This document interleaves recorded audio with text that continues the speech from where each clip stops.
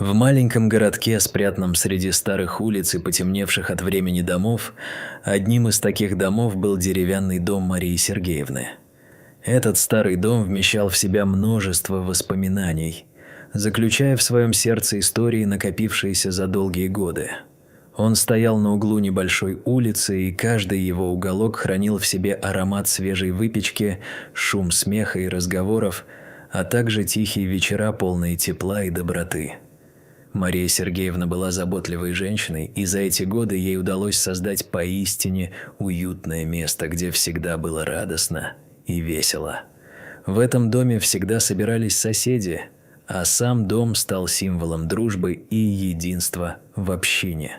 2 месяца назад в ее жизни появился щенок по имени Пончик, и он стал не просто питомцем, а настоящим членом семьи. Пончик принес с собой безграничное счастье и веселье. Мария и Пончик проводили долгие часы вместе, гуляя по окрестностям, играя на зеленых лужайках и просто наслаждаясь обществом друг друга. Этот щенок с 2 большими ушами и учеными глазами стал для Марии не просто другом, а верным спутником, который всегда был рядом. Они разделяли все радости и заботы дня, и каждый вечер Мария рассказывала щенку истории о своей молодости, о своих заморских приключениях, о которых она мечтала, но так и не успела осуществить. Однажды, когда солнце садилось за горизонт и вечернее спокойствие окутывало город, в старом и изношенном доме начался пожар. Все началось с небольшой искры, которая быстро вырвалась из-под контроля и переросла в неуправляемый огонь, охватывающий дом с такой быстротой, что никто не успел бы его спасти. Никакие крики помощи, никакие сигналы тревоги не могли остановить эту ужасную катастрофу. Пожарные прибыли слишком поздно, когда пламя уже поглотило дом, и он сгорел до основания, оставив после себя лишь пепел и обломки. В этот момент не стало не только дома, который оставил после себя лишь жалкие остатки, но и жизни пожилой женщины. С ней ушли теплота и уют, которые она дарила всем вокруг. Пончик остался один на пепелище, среди обгорелых останков дома, ожидая возвращения своей любимой хозяйки. Он искал ее среди пламени, блуждая в дыму, не понимая, что его мир разрушен раз и навсегда. Каждый день, который проходил, он продолжал верить в то, что она вернется, хотя понимал, что теперь он был абсолютно один. Он не подозревал, что потерял ее навсегда, и каждый день надеялся увидеть ее знакомый силуэт, а также уютные голосовые команды, которые всегда давали ему почувствовать себя в безопасности. Каждый прохожий, который проходил мимо, не замечал его, избегая взгляда на место трагедии. У Пончика не было ни сил, ни желания что-либо делать. Он не ел и не пил. Его мир сократился до этой единственной надежды, даже если она была безнадежной. Однажды, проходя мимо обломков, медсестра по имени Елена Павловна заметила щенка, теряющегося в одиночестве на пепелище, и решила помочь ему. Она подошла ближе, увидела, как его черные глаза полны страха и потерянности, и поняла, что этот малыш нуждается в поддержке и заботе. Елена, хотя и не надеялась, что однажды станет опорой для этого щенка, понимала, что ему нужно тепло. Она вынесла из своей сумки бутылку с водой, но, увы, Пончик не реагировал на ее добрые жесты. Он смотрел на нее с недоверием. Его сердце было переполнено горем. Он не был готов доверять никому, и это было понятно. Видя, как щенок страдал, Елена почувствовала, что его жизнь не должна закончиться здесь, среди руин. Елена решила позвонить своей подруге Светлане, которая работала в приюте для животных. Она чувствовала, что щенок не должен оставаться один в этот ужасный момент, и атмосфера вокруг заставляла ее переживать. Елена ощутила необходимость поделиться этим бременем, чтобы кто-то другой мог помочь. И ее душа наполнилась решимостью. Ночь с Пончиком прошла в заботе и поддержке. Елена укрыла его своим шарфом, а мысли о доброте и заботе Марии заставили ее сердце наполняться теплом и состраданием. Она сидела рядом с Пончиком, Ее душа воспламенялась, отвердела от боли его одиночества. На следующее утро, когда первые лучи солнца начинали освещать пепел, Елена почувствовала, как сквозь страх и страдания начинает пробиваться надежда. Она получила сообщение от Светланы, что та скоро приедет с необходимыми вещами и едой для Пончика.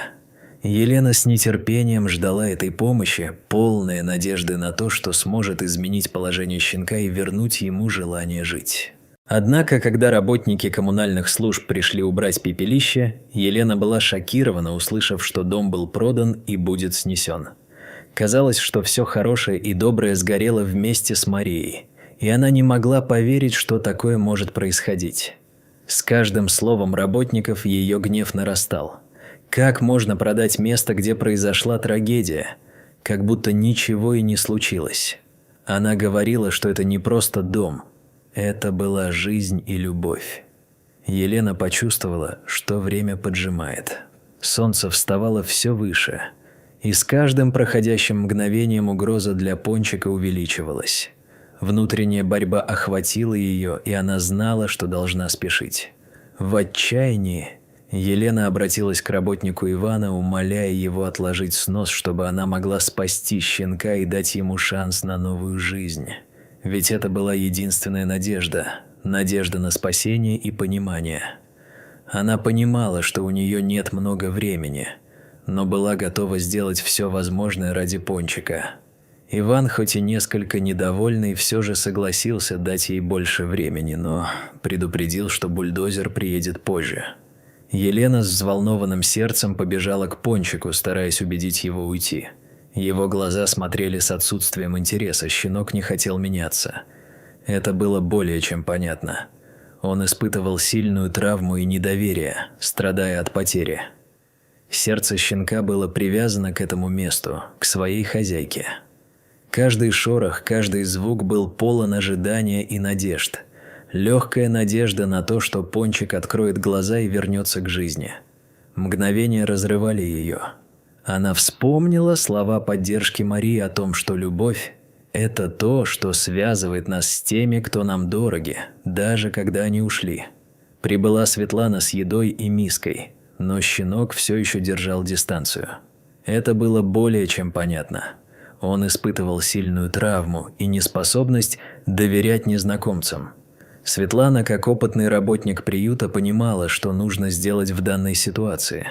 Она предложила действовать осторожно и ненавязчиво, чтобы завоевать доверие Пончика.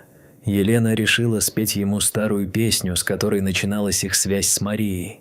Каждое слово песни проникало в душу Пончика, и в какой-то момент щенок стал проявлять интерес к мячику, но все еще не желал есть. Ему было сложно поверить в добро после такой утраты. Этот момент стал важным шагом к спасению. Они ведь действительно могли заставить его вспомнить о счастье. Сын Марии, Андрей, приехал в приют, но простым равнодушием заявил, что щенок ему не нужен.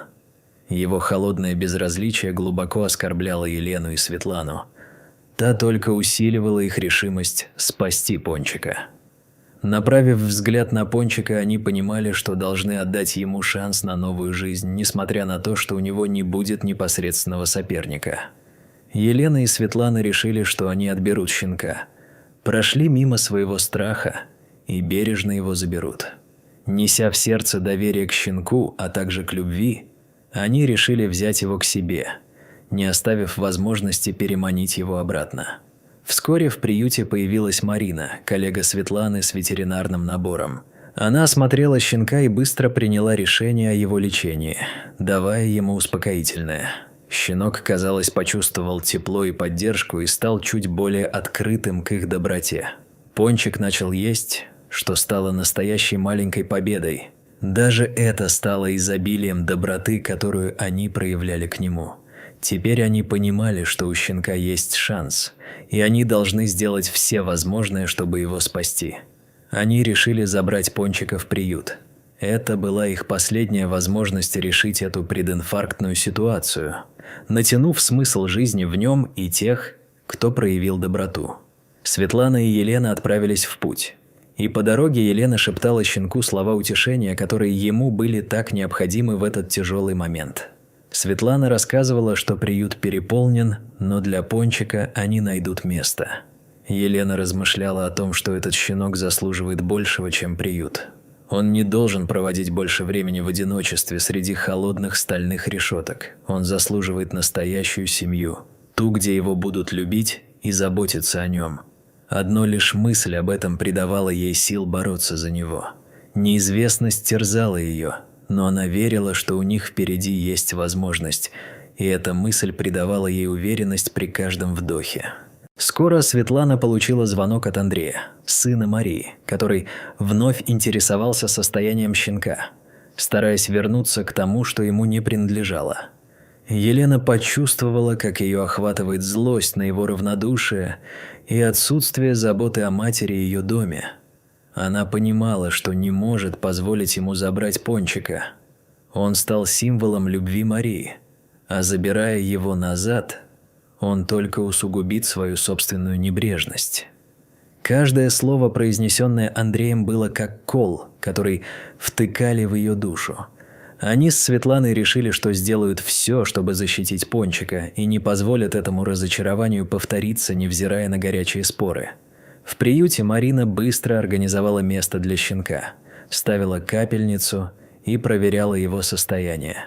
Каждый новый день прибавлял надежды, и каждая минута здесь казалась вечностью, но врачи недоуменно улыбались, видя, как щенок постепенно восстанавливается. Также и Анна Ивановна, старшая волонтерка, была тронута их заботой о щенке и поддерживала их решимость. Они понимали, что Пончик несет в себе память о Марии, и что он может стать шансом на новую жизнь для всех. Елена осознавала, что это не просто щенок, это прямое наследие той любви, которую Мария подарила этому миру. Он стал символом надежды и новой возможности, как светлый огонек, который все еще горел в их сердцах. Но предчувствия тревожили Елену. Ночь будет решающей для щенка, и Елена знала, что они должны бороться за него, даже если это требует много сил. Каждая минута была на счету, и она попыталась сделать все возможное, чтобы его спасти. Ветеринарная комната приюта оставалась тихой, несмотря на бурю эмоций и суматоху за ее стенами. Каждый шорох, каждый звук был полон ожидания и надежд. Легкая надежда на то, что Пончик откроет глаза и вернется к жизни. Они создавали вокруг него атмосферу любви и заботы, и чем дольше они направляли свою силу к нему, тем более уверенной становилась мышца надежды в его сердце. Он был маленьким бойцом, и с каждым новым утром волнение переполняло и Елену. Сегодня, возможно, станет поворотным моментом. Только после долгой, бесконечно долгой ночи, наконец, Пончик открыл глаза. Елена почувствовала, как радость наполняет ее сердце. Она прижала его к себе, ощущая тепло тела щенка. Радость в этом моменте сближала их, и с каждым новым днем она только укрепляла их связь. Елена заботилась о раненом щенке, который был последним даром Марии Сергеевны. Все, кто окружал их, наполнялись надеждой, зная, что малюсенький щенок готов принять новую жизнь и стать поистине рядом с ними. Ветеринар сообщила, что ночь была решающей, но теперь у Пончика был шанс выжить. Когда он начинал подниматься на ноги, его дух пробуждался, и они чувствовали, что его жизнь возродилась. Однако нового потока испытаний не избежать, и Андрей снова явился в приют, заявляя свои права на Пончика, представляя свои требования, как будто ничего не произошло.